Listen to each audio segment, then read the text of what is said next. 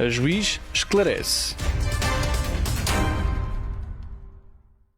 Vamos falar nesta sessão da união de facto e da declaração judicial da dissolução da união de facto, uma vez que neste campo se verificam algumas polémicas doutrinais e jurisprudenciais. O que é isso da união de facto? A união de facto, portanto, é a relação jurídica que se estabelece entre duas pessoas, independentemente do sexo, que vivam em relações análogas às dos cônjuges por período não inferior a 2 anos. Como é que se faz, portanto, a prova dessa relação? Diz a lei que é admissível qualquer meio de prova da relação de união de facto. Se os membros da união de facto resolverem recorrer à declaração da junta de freguesia, deverão acompanhar essa declaração de uma declaração assinada por eles próprios, sob compromisso de honra, a declararem que, de facto, vivem em união de facto pelo período de tempo que eu atrás mencionei e juntar assentos de nascimento. A questão que se levanta é saber se é possível obter a declaração judicial, portanto, através dos tribunais, quer da união de facto, quer da dissolução da união de facto e, neste caso, quais são os tribunais competentes. Antes de avançarmos para essa questão, queria dizer que há certas circunstâncias impeditivas do reconhecimento da união de facto. Nomeadamente, se os membros tiverem menos de 18 anos, a data em que é pedido o reconhecimento, se sofrerem, padecerem de demência notória, mesmo com alguns momentos de lucidez, ou tiverem abrangidos pelo regime do maior acompanhado e tal tiver sido declarado em sentença, a não ser que essas situações se verifiquem em momento posterior ao início da união de facto. Também não será possível reconhecer a união de facto se estivermos perante pessoas casadas, salvo se tiver sido declarada a separação de pessoas e bens.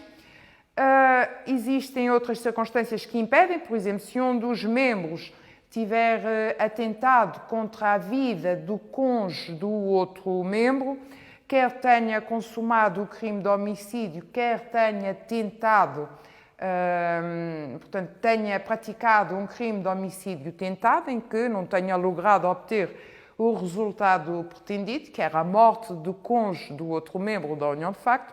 Em todas estas circunstâncias que eu mencionei, nunca será possível reconhecer judicialmente a união de facto, porque a lei impede que tal venha a acontecer.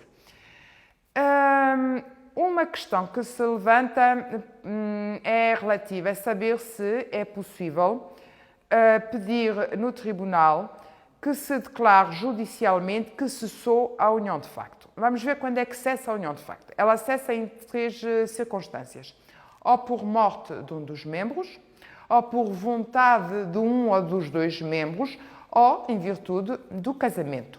Se algum dos membros da união de facto casar, cessa naturalmente a situação da união de facto. Uma das questões que se levanta relativamente à dissolução da união de facto é se pode ser pedido ou não judicialmente a declaração da dissolução dessa vivência em comum, quando o pedido seja formulado a solo, ou seja, desacompanhado de outros pedidos.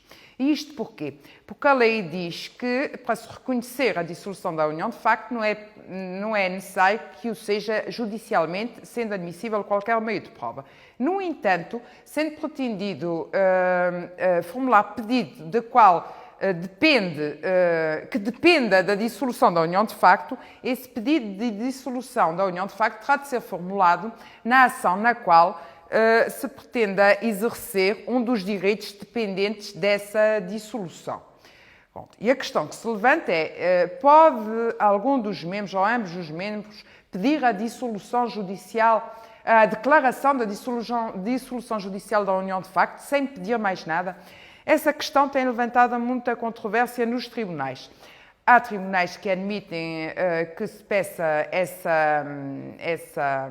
que se formule esse pedido nos tribunais, porque, como meio de prova, portanto, a lei diz que é admissível qualquer meio de prova e poderá ser um dos meios de prova portanto, a que os membros da união de facto lançam mãos, portanto, para comprovar, por exemplo, perante um senhorio ou perante credores que se sou determinada a situação de união de facto, munir-se de uma sentença que declare isso expressamente.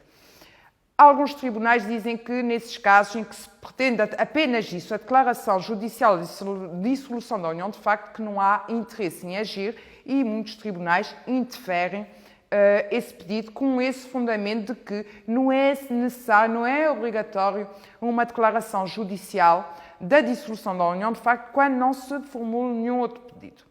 Esta problemática da admissibilidade ou não dessas ações foi recentemente esmiuçada numa jornadas do SES, temas de direito da família e dos menores, e existe um bom artigo sobre isto de Nuno Cardoso Ribeiro, que pode ser consultado até na biblioteca online do SES.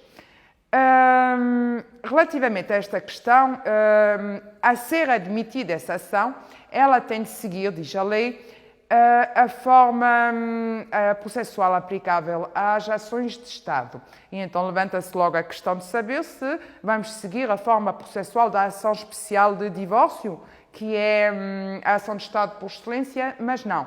Essa tramitação do divórcio, muito específica para as situações de divórcio, não se adequa à declaração judicial da união de facto. E desde logo porque a sentença que venha a declarar judicialmente a união de facto vai reportar-se a uma situação que já teve lugar antes da propositura da ação. Portanto, declarar judicialmente aquilo que já aconteceu. Já no divórcio, a finalidade é diferente, porque a sentença do divórcio é constitutivo. Não há divórcio enquanto não for declarado judicialmente, se não for por mútuo acordo, nas conservatórias do registro civil. Portanto, a sentença do divórcio é que permite produzir os efeitos do divórcio. Já no que concerne a declaração da dissolução da união de facto, tal como o nome indica, é uma mera declaração, é uma ação declarativa e não constitutiva e, portanto, os efeitos são totalmente diversos do que sucede com a ação de divórcio. A forma processual mais correta será, tal como vem mencionado por Nuno Cardoso Ribeiro nessas jornadas, nesse artigo que escreveu, será a forma de processo comum e será de atribuir a essas ações o valor de 30.000 euros e 1 cêntimo, sendo necessária aqui a intervenção de advogado face ao valor dessa ação e verificando-se, uma vez se trata de uma ação relativamente ao estado das pessoas, haverá dispensa do pagamento prévia da taxa de justiça que apenas será cobrada afinal. Como disse, levanta-se muita polémica relativamente à admissibilidade dessa ação, tal como se levanta também polémica quanto a saber qual é o tribunal competente para tramitar essas ações. Discute-se se será no âmbito da jurisdição civil ou no âmbito da família e menores, dos juízes de família e menores.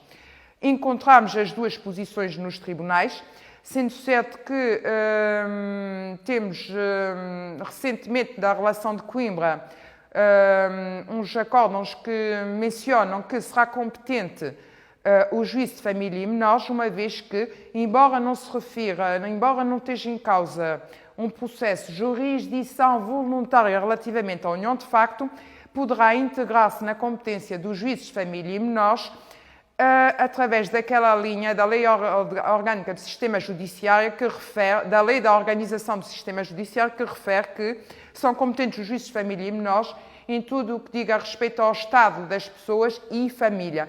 E, portanto, temos aqui tribunais que enquadram esta ação no âmbito dessa linha que menciona o estado das pessoas e família, entendendo aí todas as relações pessoais que derivam de relações familiares ou equiparadas, tal como sucede com a união de facto. Relativamente a isso, temos um acórdão recente, 2020, da relação de Coimbra, que foi relatado por José da Fonte Ramos, que explica muito bem o enquadramento, portanto, admissível neste âmbito, no âmbito desta linha, e que, neste caso, faz atribuir a competência aos juízes de família e menores, a competência para tramitar também estas ações em que se peça quer o reconhecimento da união de facto, quer o reconhecimento Portanto, a declaração judicial de que a união de facto se dissolveu.